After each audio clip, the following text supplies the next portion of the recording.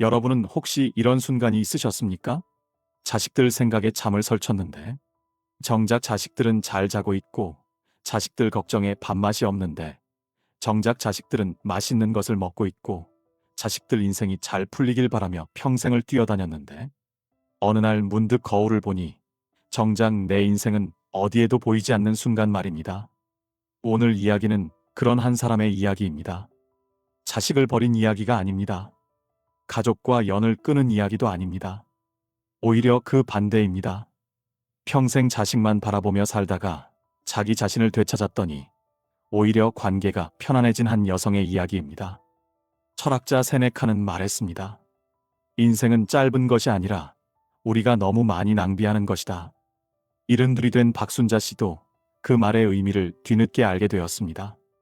환갑도 칠순도 지나 어느덧 72, 그 나이가 되어서야 자신이 얼마나 오랫동안 자신을 잊고 살았는지 깨닫게 된 것입니다.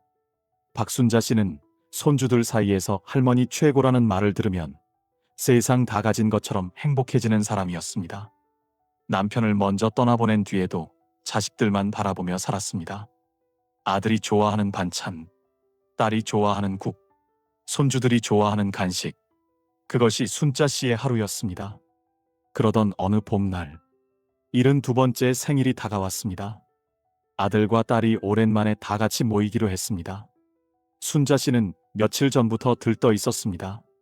시장에서 제일 좋은 갈비를 사고, 손주들이 좋아하는 동그랑땡 재료도 사고, 냉장고를 가득 채웠습니다. 생일 때문이라기보다 가족이 모인다는 사실이 좋았습니다. 생일 당일, 새벽부터 불을 켰습니다. 주방 창문에는 김이 서렸고, 냄비에서는 갈비찜 냄새가 올라왔습니다. 무릎은 욱신거렸지만 마음은 바빴습니다. 오전 11시, 약속 시간. 순자 씨는 괜히 베란다를 정리했습니다. 11시 30분, 12시, 12시 반. 그때 휴대전화가 울렸습니다. 아들의 문자였습니다. 엄마 미안해요. 갑자기 애들 일정이 생겼어요. 오늘은 못 갈 것 같아요.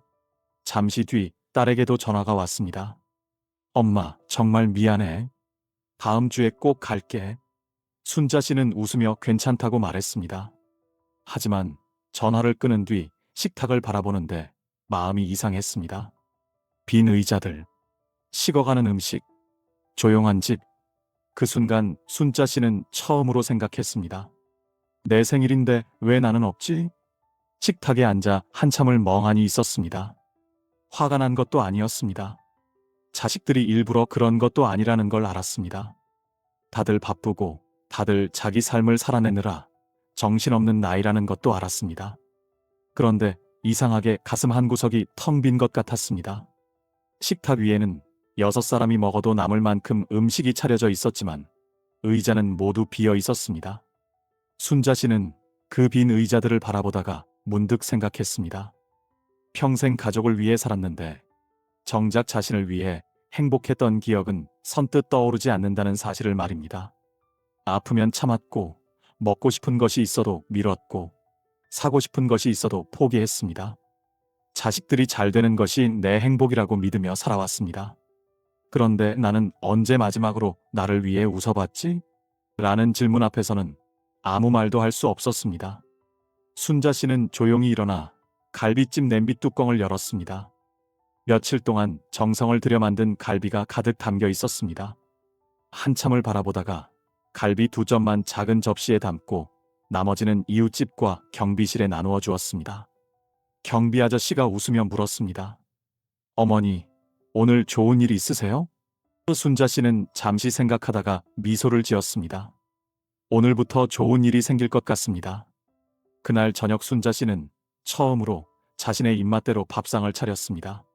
손주들 때문에 싱겁게 하지도 않았고 아들 때문에 기름기를 빼지도 않았습니다. 갈비찜에 청양고추를 넣어 칼칼하게 끓였습니다. 뜨거운 갈비 한 점을 입에 넣는 순간 눈가가 뜨거워졌습니다. 맛있어서였습니다. 그리고 그동안 자신이 얼마나 많은 것을 참고 살아왔는지 비로소 알게 되었기 때문입니다. 평생 남들의 입맛은 기억하면서도 정작 자신의 입맛은 잊고 살았다는 사실이 그날따라 유난히 가슴 깊이 사무쳤습니다. 그날 순자 씨는 갈비를 먹은 것이 아니라 아주 오랜만에 자기 자신을 다시 만나고 있었습니다. 며칠 뒤 순자 씨는 옷장을 정리했습니다. 안에는 자신이 좋아하는 옷보다 남들이 준 옷이 더 많았습니다. 딸이 입다 준 옷, 며느리가 유행 지났다고 준 옷, 그 옷들을 한참 바라보던 순자 씨는 문득 웃음이 났습니다. 나는 왜 내 옷 하나 마음대로 못 샀을까? 그날 순자 씨는 시장으로 갔습니다. 연분홍색 카디건 하나를 샀습니다. 평소라면 절대 고르지 않았을 색이었습니다. 집에 와서 입어보니 어색했습니다. 하지만 얼굴이 환해 보였습니다. 거울 속 자신을 바라보며 순자 씨는 오랜만에 미소를 지었습니다. 그 무렵 아들이 집에 찾아왔습니다. 손에는 과일 상자가 들려 있었습니다. 미안한 표정도 있었습니다. 차를 마시며 이야기를 나누는데 아들이 갑자기 말했습니다. 엄마, 사실 요즘 너무 힘들어요. 순자 씨는 놀랐습니다. 늘 든든해 보이던 아들이었습니다. 그런데 회사 이야기, 대출 이야기, 아이들 교육비 이야기, 속에 쌓인 이야기들이 끝도 없이 나왔습니다. 예전 같으면 조언부터 했을 것입니다. 걱정도 했을 것입니다. 하지만 이번에는 달랐습니다. 순자 씨는 그냥 들었습니다. 말없이 고개만 끄덕이며 집으로 돌아가는 아들의 뒷모습을 보는데 이상한 생각이 들었습니다.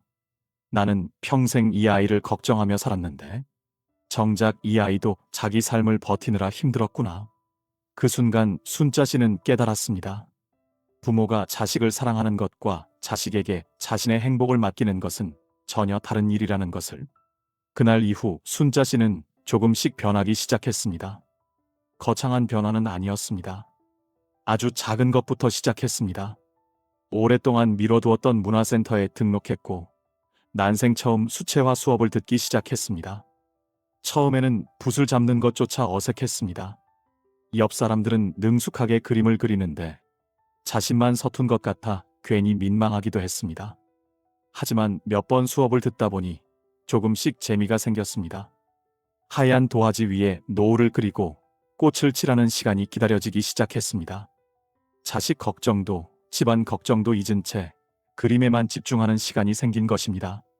수업이 끝난 어느 날 순자 씨는 집으로 바로 돌아가지 않고 공원 벤치에 앉았습니다. 저녁 노을이 하늘을 붉게 물들이고 있었습니다. 그 풍경은 평생 수없이 지나쳤던 것이었습니다. 하지만 그날은 달랐습니다.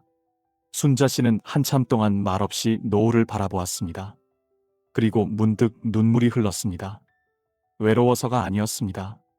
이렇게 아름다운 세상을 두고 평생 걱정만 하며 살았다는 것이 아까워서였습니다.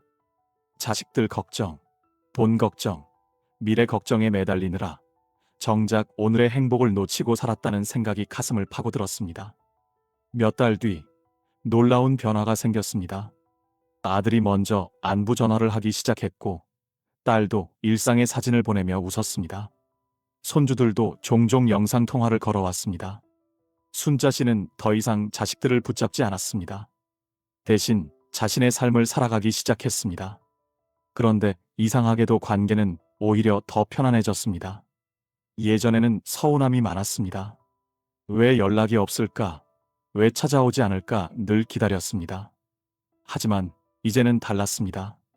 기대가 줄어드니 고마움이 커졌고 집착이 사라지니 만남 자체가 소중해졌습니다. 순자 씨는 그제야 깨달았습니다. 행복은 자식을 붙잡는 데 있는 것이 아니라 자기 자신을 잃지 않는 데 있다는 사실을 말입니다. 그날 밤 순자 씨는 잠들기 전 거실 불을 모두 끄고 창가에 한참을 서 있었습니다. 창밖에는 늦은 밤까지 불을 밝힌 아파트 창문들이 보였습니다. 어떤 집에서는 부모가 자식 걱정을 하고 있을 것이고 어떤 집에서는 자식이 부모 걱정을 하고 있을 것입니다. 인생은 그렇게 서로를 사랑하며 흘러갑니다. 하지만 순자 씨는 그날 처음으로 깨달았습니다. 사랑과 희생은 같은 것이 아니라는 사실을 말입니다.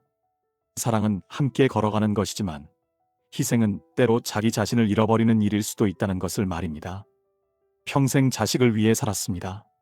그래서 후회는 없습니다. 하지만 단 하나, 조금 더 일찍 나 자신도 아껴주고 사랑해 줄 걸 하는 아쉬움은 남았습니다.